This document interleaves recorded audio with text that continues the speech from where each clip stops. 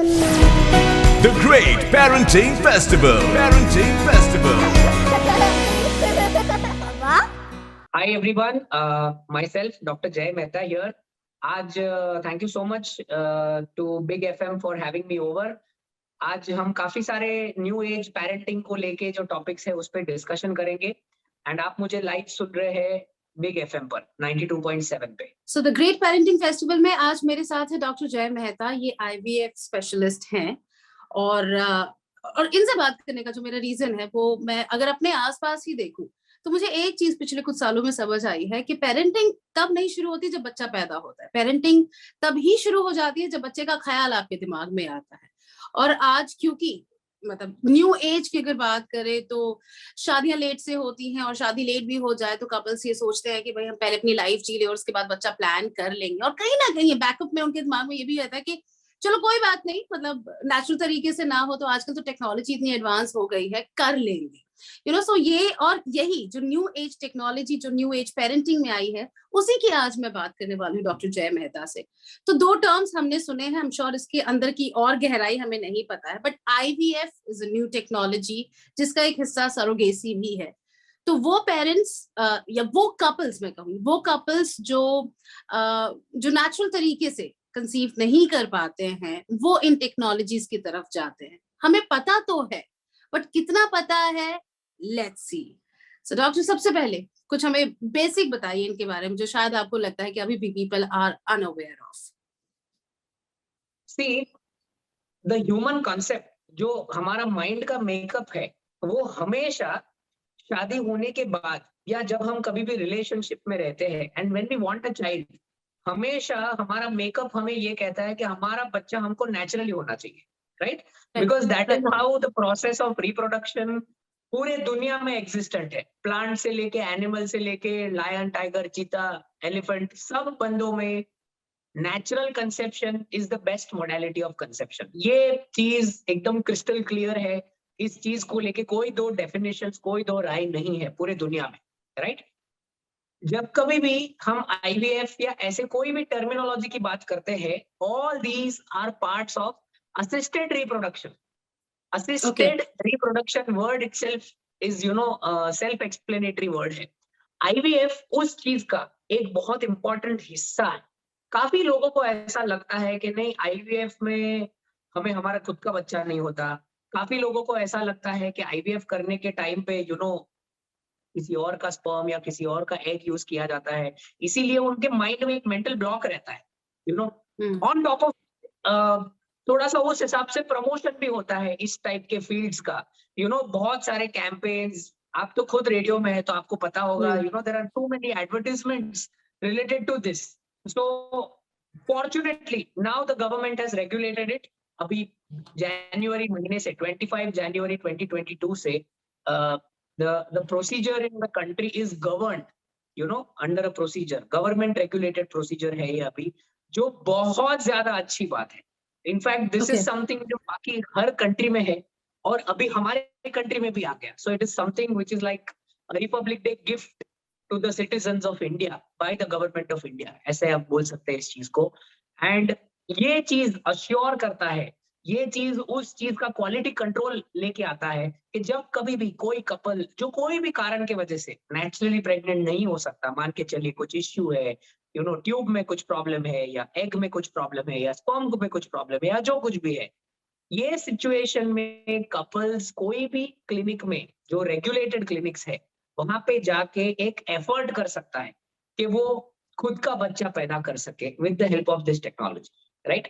आपने simultaneously surrogacy का भी मेंशन किया, तो एक छोटा सा लाइन में आपको सरोगेसी के बारे में बताना चाहूंगा।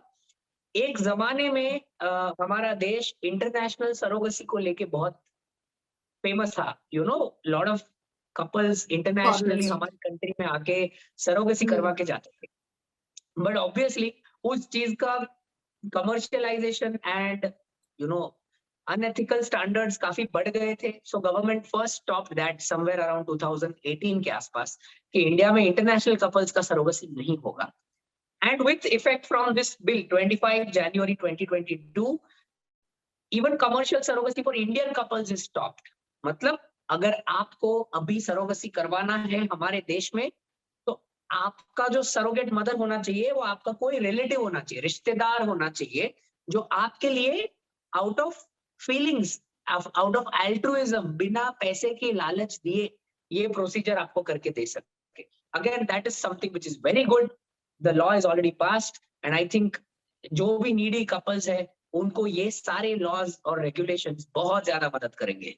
एक और बात जो सामने आती है चांसेस की, Yeah. आई डोंट नो ये सच है या झूठ, आईवीएफ करवा रहे हो तो एक बच्चा नहीं होगा, एक साथ देखना 2 या 3 बच्चे होंगे, then they start giving you examples, then chances बताते हैं कि नहीं, एंड आई डोंट नो, आप ही मुझे ये बताएंगे कि चांसेस कैसे होते हैं कि नहीं, एक बार जरूरी नहीं कि एक ही बार में सक्सेसफुल हो जाए, एक बार शुरू करोगे तो 2-3 बार तुम्हें आईवीएफ करवाना पड़ेगा, ये सब क्या सच, कितना सच? या सी इस चीज को समझाने के लिए मैं हमेशा एक बहुत ही फनी लोगों को एग्जांपल देता हूँ। यू नो, जब कभी भी आप टीवी खरीदने जाते हो, बराबर है, मान के चलिए आप एक शॉप में गए, आपको टीवी खरीदना है, आपको बहुत अच्छा लगा, एक टीवी, नया स्मार्ट टीवी आया है, और वो जो स्मार्ट टीवी आया है उसका कॉस्ट है 90,000 रुपीज, बराबर है। आपने आपका क्रेडिट कार्ड निकाला, स्वाइप कर दिया, आपको टीवी मिल गया, करेक्ट। आप बहुत खुश हो क्योंकि आपने पैसा दिया और आपको जो चाहिए था वो आपको मिल गया, राइट।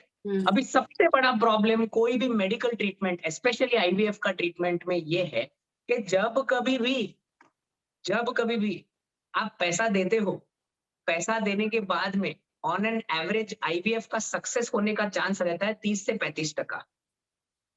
वो भी अगर आपका उम्र 35 से कम है तो। मान के चलिए अंडर एनी सर्कमस्टेंस आपका उम्र 35 से ज्यादा है, मान के चलिए आपका उम्र 40 है, जस्ट एन एग्जांपल, तो वो सिचुएशन में आईवीएफ का सक्सेस रेट 30% नहीं है, वो सिचुएशन में सक्सेस रेट 20% है, वो कम होते रहता है। इसीलिए पेशेंट्स, उनको ये जानना जरूरी है कि ये एक ऐसा चीज है, आईवीएफ एक ऐसा चीज है जिसमें आप पैसा कितना भी डालो, आपको आउटपुट जो आपको चाहिए, जिसको हम बोलते हैं कि आपको प्रेगनेंसी चाहिए, वो आपको मिलेगी या नहीं मिलेगी, इस चीज का 30% या 35% से ज्यादा चांस नहीं है। एंड इनफैक्ट ये बहुत अच्छा चीज है क्योंकि ये एक कारण था जिसके वजह से गवर्नमेंट ने रेगुलेशन लाया। अगर आपको पता होगा या आप कभी न्यूज़पेपर पढ़ते हो या आप कभी टीवी देखते हो, तो इस चीज में अनफॉर्चुनेटली कमर्शियलाइजेशन उस लेवल पे पहुंच गया था कि लोग खुद के सक्सेस रेट्स बताने लगे थे, 80% एंड 70% एंड व्हाटएवर। शायद वो एक आध महीने के लिए सच भी होगा किसी का, अगर मैंने 2 पेशेंट का ट्रीटमेंट किया और दोनों प्रेग्नेंट हो गए तो मैंने बता दिया 100% success rate, that's not how it is. अगर आप पूरे देश का कैलकुलेट करते हो तो average is around 30%, maximum is 35%, खींच खाच के, और वो भी अच्छे डॉक्टर्स के पास में। और ये चीज एज पेशेंट्स एक्सेप्ट करना बहुत इंपॉर्टेंट है क्योंकि लोगों का मेंटेलिटी नॉर्मली ऐसा रहता है कि मैंने पैसा दिया है तो मुझे कुछ ना कुछ तो मिलना चाहिए।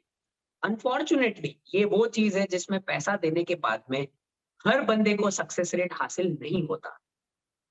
No, I completely, and what about एक से ज्यादा बच्चे, ये भी सच है? अगेन देखिए, सोसाइटी में अगर आप देखेंगे, मान के चलिए आपने, अगर आप जो भी स्कूल में पढ़ते थे, आपके साथ में मान के चलिए 50 लड़कियां थी, राइट। आप सबको अगर फोन करके पूछेंगे कि भाई तुझे कितने बच्चे हैं, तो आपको पता चलेगा कि उसमें से 49 को एक ही बच्चा है, सबको। राइट, एक साथ में ट्विंस का चांसेस जब हम सुनते हैं तब हम एक दूसरे के साथ में आश्चर्य करते हैं, अरे पता है उसको ट्विंस हो गया, ऐसे करके। आईवीएफ में अगर हम नॉर्मल पब्लिक को देखें तो कोई भी 1000 में से मान के चलिए 10 लोगों को ट्विंस होगा, नॉर्मल लोगों में जो नेचुरली प्रेग्नेंट होते हैं, राइट। जब कभी भी कोई आईवीएफ करवाता है तो ये चीज 1000 में से 100 लोगों को होगी, मतलब अगर 1000 लोग प्रेग्नेंट होते हैं आईवीएफ से तो उसमें से 100 लोगों को ट्विंस होगा। इस चीज का एक एकदम साइंटिफिक कारण है कि जब भी हम आईवीएफ करते हैं तब प्रेगनेंसी का चांस को थोड़ा सा इंक्रीज करने के लिए ज्यादा करके डॉक्टर यूट्रस के अंदर, मतलब गर्भ के अंदर 2 एम्ब्रियोज या 2 बेबीज जिसे हम बोलते हैं, जो लेबोरेटरी में फॉर्म होते हैं, उसको इम्प्लांट करते हैं। अब मान के चलिए मैंने 1000 लोगों में 2 एम्ब्रियो डाल दिए, बराबर। इसका मतलब ये नहीं कि सब लोगों को ट्विंस होंगे। भगवान और नेचर इतने पावरफुल है कि 1000 लोगों में 2 एम्ब्रियो डालने के बावजूद उसमें से 900 लोगों को, 900 लोगों को 90% will still have a single child. 10% लोग या 12% लोग ऐसे रहते हैं जिसको ट्विन्स होते हैं, मतलब दोनों के दोनों एम्ब्रियोज इम्प्लांट हो जाते हैं और फिर उनका प्रेगनेंसी ट्विन प्रेगनेंसी होता है। इसीलिए आईवीएफ में ट्विन प्रेगनेंसी ज्यादा कॉमन है, ये बात 100% सच है, पर ऐसा नहीं है कि सभी के सभी लोगों को ट्विन्स होगा, ऐसा नहीं। ओके डॉक्टर जय, यानी मैं जितना आपकी बात सुनकर मैं समझी हूँ कि बहुत सारी चीजें हैं जो आप पर छोड़ देनी चाहिए, आपकी टेक्नोलॉजी पर भरोसा करके छोड़ देनी चाहिए, पर कुछ चीजें हैं before coming to you and after coming to you जो आप पेशेंट से, कपल से एक्सपेक्ट करते हैं। जैसे एक चीज जो मुझे आज भी ये समझ नहीं आती कि किसी दूसरे क्लिनिक में जाने से पहले शर्म नहीं आती है लोगों को, but when it comes to IVF they are little shy कि लोग हमें जज करेंगे, कहीं कोई देख ना ले कि अरे उधर क्यों हो। आई डोंट नो, मैं सिर्फ अपनी ऑब्जर्वेशन आपको बता रही हूँ जो गलत हो सकती है।